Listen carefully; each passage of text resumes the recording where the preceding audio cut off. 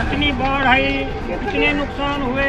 हर बार आई नुकसान का मुआवजा भी तो मैं नहीं दिलवाया, जितना भी होया। तो मुआवजा कहाँ से दिलवा देगा तुम? हम तो अब रात दिन तक खेत पड़ रहा है, ठंड और लगी है। ये धन छुट रहा है, तुम्हारे राज में छुट रहा है। हरजिंदर सिंह ठेकेदार चोर जिंदाबाद, हरजिंदर सिंह ठेकेदार चोर जिंदाबाद, चोर चक्के जिंदाबाद, लात मारू मुर्दाबाद, लात मारू मुर्दाबाद। द लाइव टीवी, सच सबसे आगे। दोस्तों, मैं अब्बास हफीज हूं। जैसे जैसे भारतीय जनता पार्टी की उत्तर प्रदेश के चुनाव में नामों की, जो प्रत्याशियों के नाम है, उनकी सूचियां जारी हो रही हैं एक के बाद एक, वैसे वैसे अब बगावती जो तेवर हैं वो बढ़ते ही चले जा रहे हैं। बीजेपी के एक दिग्गज विधायक ने बगावत का ऐलान कर दिया है, जिससे पूरी भारतीय जनता पार्टी अब समझ लीजिए टेंशन में तो होगी, जाहिर सी बात है। और पैरों के नीचे से अब जमीन सरकना भी स्वाभाविक होता जा रहा है। एक के बाद एक दिग्गज नेता बगावत पर उतर, जनता पहले से बगावत पर उतरी हुई थी, और अब बीजेपी के नेताओं का एक सीनियर विधायक जो आड़े तिरछे बयान देते ही आए हैं, जिन्होंने ये तक कह दिया था, मुसलमानों पर टिप्पणी कर दी थी, उसके बाद ताजमहल को लेकर बयान दिया था, किसानों को लेकर बयान दिया था, महिलाओं को लेकर बयान दिया था, उनका टिकट कटने के बाद वो बगावती तेवर दिखा के निर्दलीय चुनाव लड़ेंगे। वो नाम है विधायक जी का सुरेंद्र नाथ सिंह। ये उत्तर प्रदेश के विधायक हैं, और इनका अगर आप बायो देखेंगे तो बलिया से विधायक हैं। ये इनका ट्विटर के ऊपर प्रोफाइल है, पूर्व जिला कार्यवाह राष्ट्रीय स्वयंसेवक संघ बलिया विधायक, और ये सारी चीज़ें।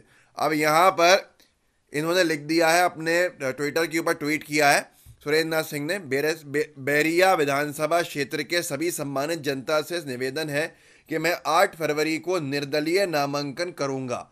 आप सभी अपना आशीर्वाद हमें प्रदान करें, क्योंकि बीजेपी ने इनका टिकट काट दिया है और बीजेपी ने किसी और को टिकट दे दिया है। बोलता उत्तर प्रदेश ने छापा है, इसको कोट करके टिकट ना मिलने से भाजपा विधायक हुए बागी, निर्दलीय चुनाव लड़ने का ऐलान किया। मैं इसलिए, देखिए, बहुत से विधायकों ने निर्दलीय लड़ने का चुनाव में ऐलान किया होगा, लेकिन विषय ये इसलिए बड़ा है, इनके जो बयान थे वो पूरे संघ की तरफ से रहते हैं। आरएसएस के नेता हैं ये, और आरएसएस के नेता होने की वजह से ज़रा मैं इनके बयानों से आपको रूबरू कराता हूँ कि पूरी जान लगा दी 5 साल में इन्होंने नफरतबाजियाँ फैलाने के अंदर, हिंसा की बातें करने में, लोगों के अपमान करने के अंदर, मुसलमानों को बदनाम करने में। लेकिन आखिरी में क्या हुआ कि टिकट काट दिया गया, कुछ फ़ायदा नहीं हुआ।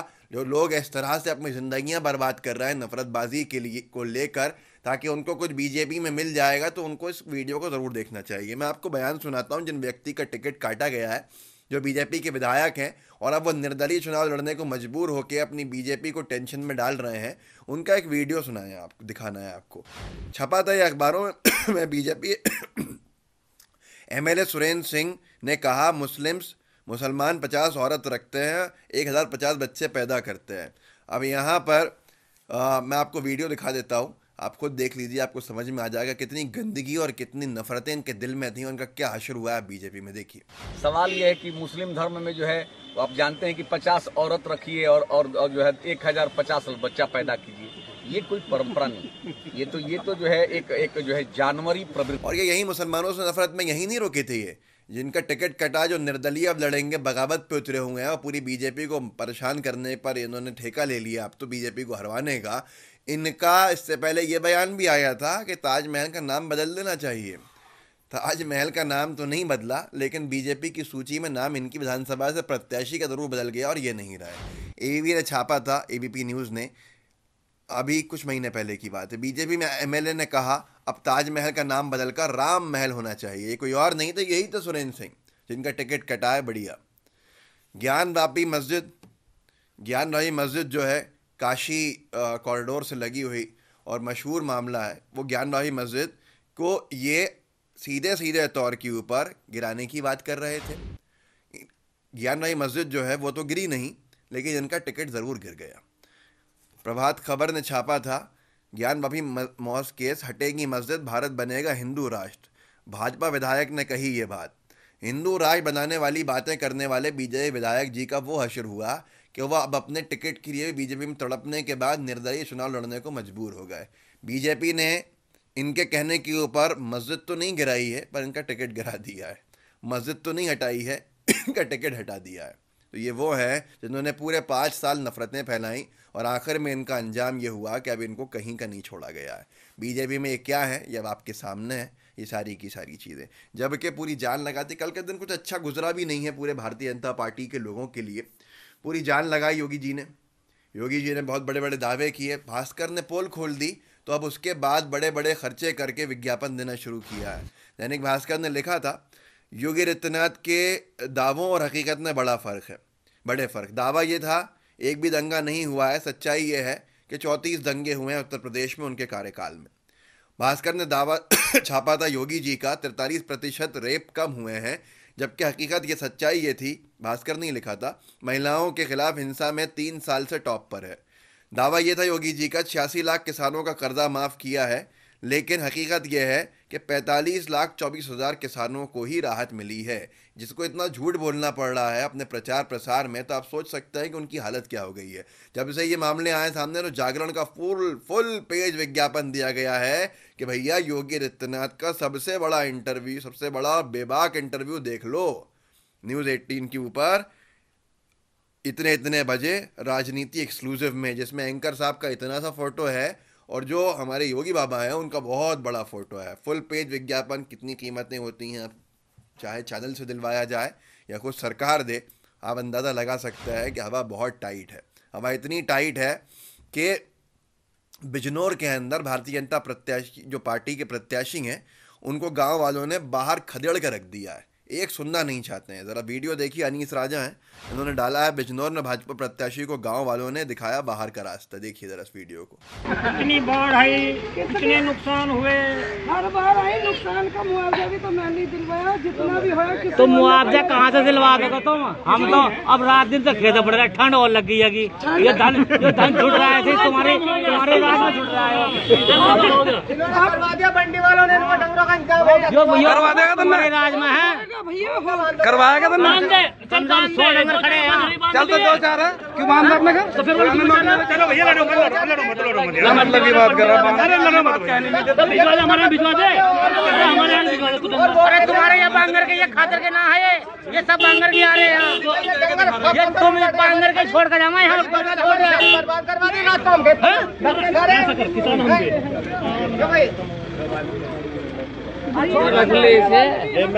तो ये हालत हो रही है कि जगह जगह से भगाए जा रहे हैं।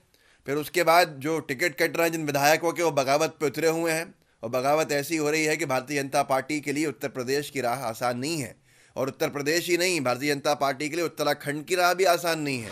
उत्तराखंड में मोहम्मद सदर आलम है, MD सदर आलम, उन्होंने लिखा है देवाल के वाण में भाजपा प्रत्याशी भूपल राम का विरोध। ये उत्तराखंड के चुनाव से संबंधित है। जरा देखिए, आपको खुद समझ में आएगा कि बीजेपी की हालत उत्तराखंड में भी क्या हो रही है। देखिए, बीजेपी का काम हो रहा नहीं। इससे पहले प्रतिनिधि ग्राम सभा का प्रधान आने को राजी नहीं है। वोट दे रहे राजनीतिक देश की तो अलग छोड़ो, गाँव की।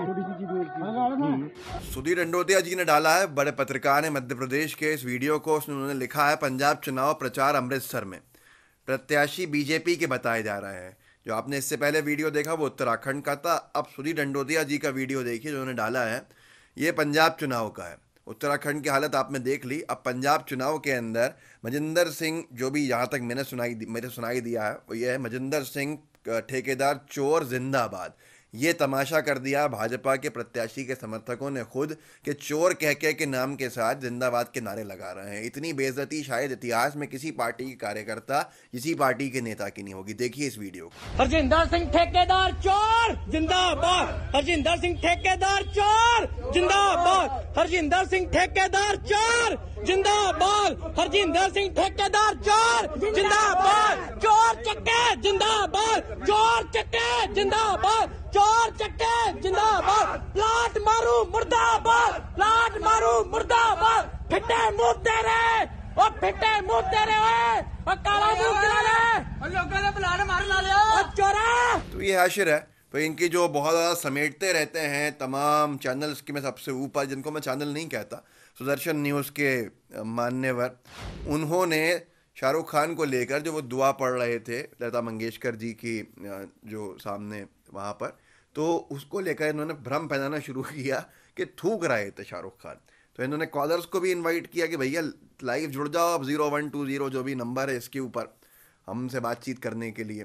आप बताइए, मतलब नफरतें फैलाई आप भी आके। एक कॉलर ने आके कहा कि आप पे कोई और, वो शाहरुख खान थूके ना थूके, लेकिन आप पे ज़रूर लता मंगेशकर जी का परिवार थूक रहा होगा। दुखद है, दुखद इसलिए भी है, लता मंगेशकर जी इतिहास रच गई हैं भारत में, जिनके जाने से हर किसी को दुख है।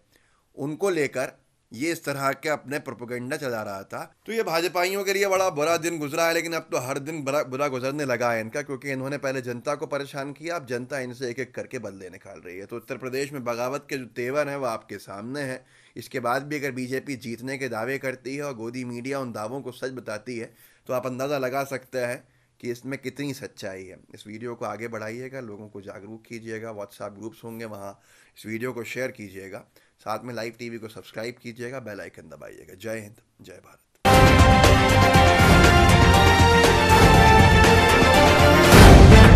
द लाइव टीवी, सच सबसे आगे।